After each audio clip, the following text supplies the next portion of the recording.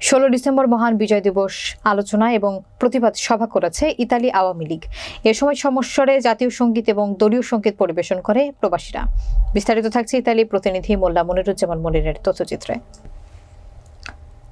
Italy Awami লীগের সভাপতি বীর মুক্তিযোদ্ধা মাহতাব হোসেনের সভাপতিত্বে এবং সাধারণ সম্পাদক আলমগীর হোসেনের পরিচালনায় বক্তব্য রাখেন ইতালি আওয়ামী লীগের সিনিয়র সহসভাপতি জসিমউদ্দিন, সহসভাপতি শাহ আলম দিন, মোহাম্মদ দিনু, আব্দুর রশিদ জামান মুক্তার, যুগ্ম সাধারণ সম্পাদক ইকবাল আহমেদ বাবু, সৈয়দ সুমন, রনি আহমেদ, সালাউদ্দিন আহমেদ, সাংগঠনিক সম্পাদক জাহাঙ্গীর আলম কবির হোসেন, নুরুল ইসলাম পান্না, যুবলীগের সাধারণ সম্পাদক এনায়েত করিম, শ্রমিক লীগের সাধারণ সম্পাদক তারা মিয়া, মহিলা আওয়ামী লীগ নেত্রী তাহমিনা সুলতানা সহ আরও অনেকে।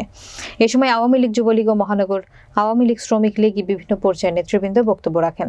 এ সময় নেতৃবৃন্দ বলেন, বর্তমান দুঃসময়ে যারা বঙ্গবন্ধুর আদর্শ ধারণ করে সভা সমাবেশে অংশগ্রহণ করছে তারাই প্রকৃত মুজিব সৈনিক।